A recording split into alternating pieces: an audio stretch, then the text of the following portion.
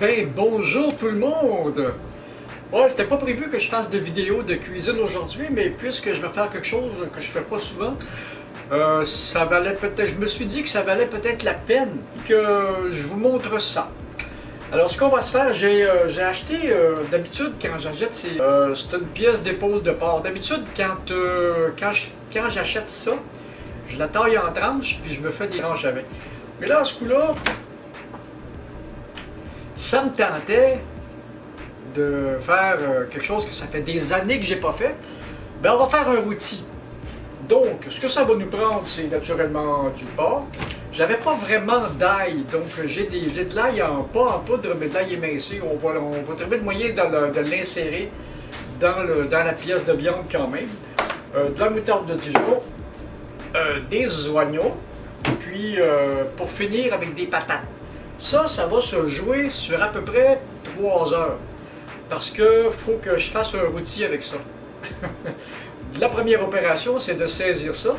Et naturellement, comme je n'en fais que pour une personne, comme je vis tout seul, ben, j'en fais jamais des grosses quantités de ça à la fois. Puis de toute façon, c'est le genre de choses qui se congèlent et qui se conservent. J'ai eu la bonne idée, depuis il y a quelques années, de m'équiper de casseroles en acier inoxydable, avec les poignées aussi en acier, comme on avait dans les restaurants. Comme ça, tu peux t'en servir aussi bien sur le rond. Puis quand tu as fini, tu envoies ça dans le four, ça fait le travail. Donc, le four ici, ce qu'on va faire, on va commencer par partir le four à peu près dans le coin de 325 Fahrenheit. Ça donne quelque chose comme à peu près 170 Celsius. Donc, première opération, on va partir le chauffage du rond. On va préparer l'huile, chauffer la casserole. Voilà, il y a l'huile. On va donner un peu de coloration à la pièce de viande pour commencer. Avant de donner de la coloration à la pièce de viande, naturellement, donc l'idée c'est de percer la pièce de viande, d'envoyer des morceaux d'ail dedans, avant de la saisir. Ça va lui donner un beau petit fumet. Là, quand ta pièce de viande va chauffer comme il faut, ben, ça va lui donner pas mal de... Ça devrait être pas si mal avec ça. Ça n'aurait pas, autant de goût que l'ail ferait, mais quand on est mal pris, que voulez-vous? Et puis, on va badigeonner ça un peu. Hop, mon huile chauffe, ça va bien. Quand même pas trop la chauffer, pas la brûler. Là, j'ai pris de l'huile de canola, mais on pourrait prendre facilement on va mettre ça de même. Voilà. S'arranger pour ne pas se brûler. Oui. Ah, de même. C'est une pièce avec des désossés. Pièce qui est désossée avec la peau et la couenne toute. Excusez, le son va peut-être être affreux parce que j'ai pas mis microphone. J'ai pas pensé au microphone.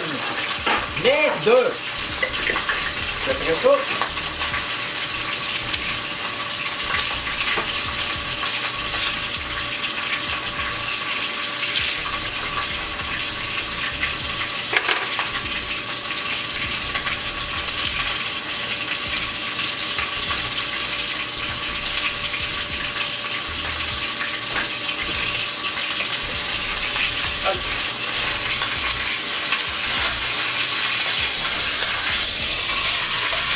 oh, regardez la belle coloration qui se prépare.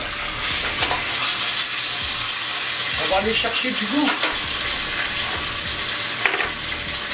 Un petit peu comme ça.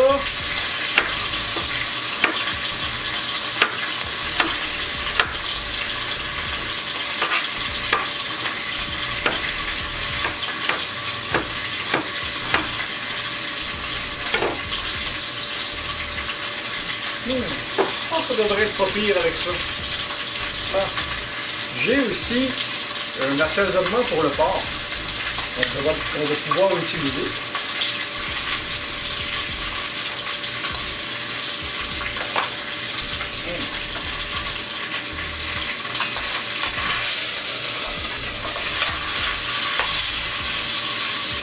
fois que tout ça c'est fait,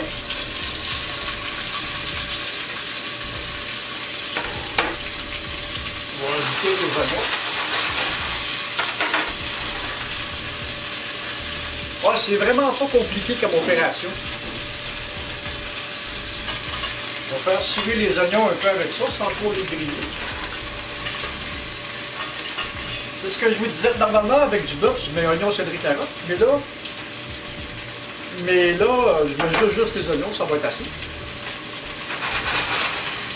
Puis une fois que c'est prêt, comme ça, on peut mettre soit du bouillon de poulet ou et on mouille. On va mouiller comme ça. On met le couvercle, là. Comme ça.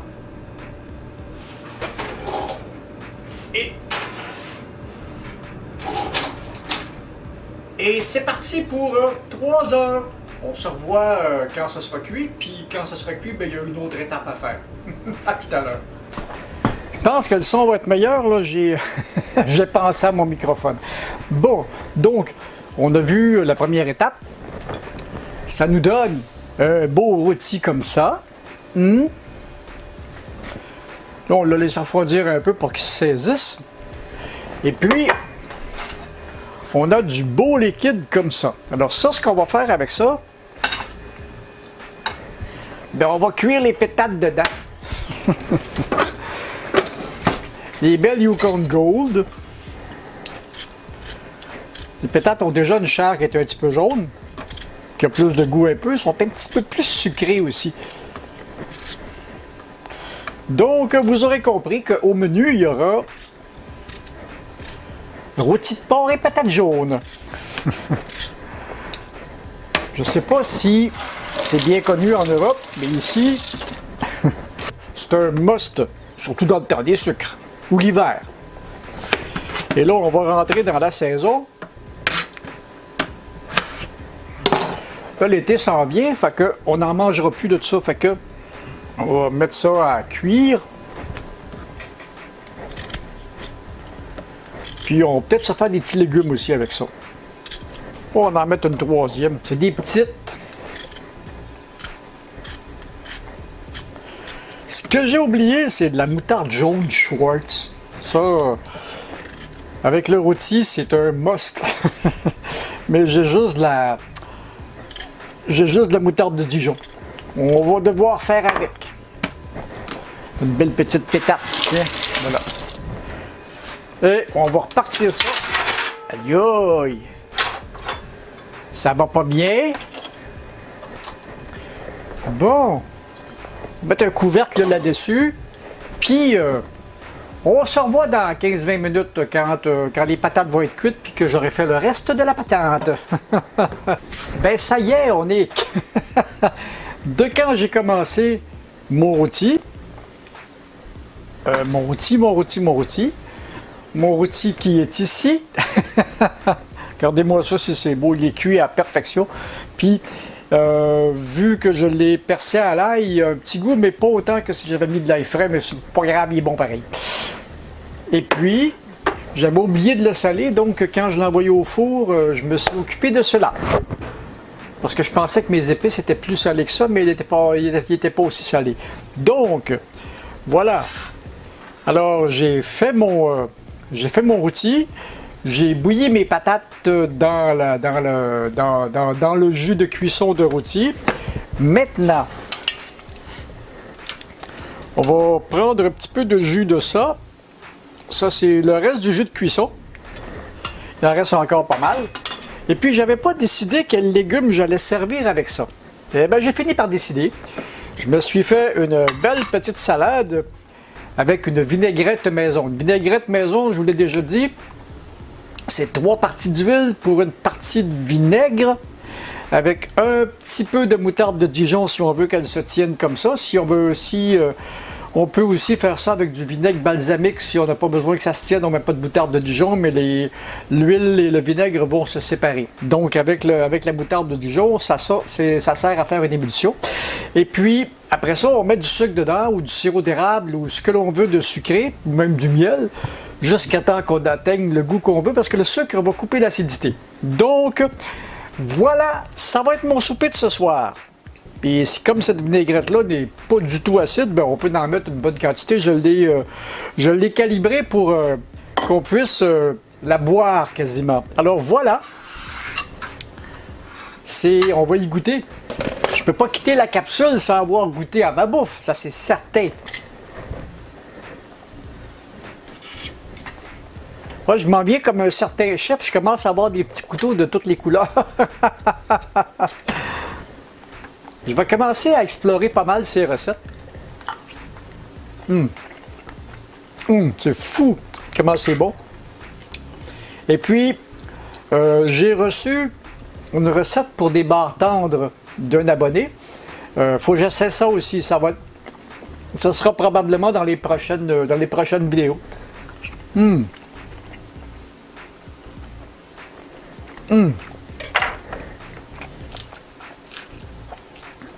Ah, c'est effrayant ça.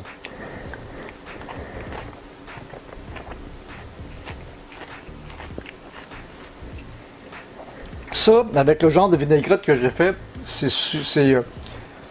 ça a du punch, mais c'est pas acide. Donc, on n'a pas peur d'en mettre trop, il n'y a pas de danger. Et le jus de cuisson a épaissi avec les pommes de terre. Donc, c'est assez effrayant. Donc, que je vous... Puis comme je prends pas d'alcool, ben, j'ai un beau jus de fruits pour accompagner ça. Là, ça, c'est un mélange... C'est un mélange d'orange de pêche et je sais pas trop quoi, là. Parce que ça arrive que je mélange des jus de fruits. Ah, c'est effrayant, ça. Bon, ceci dit, moi, je vais aller manger parce que j'ai faim. J'ai vraiment faim.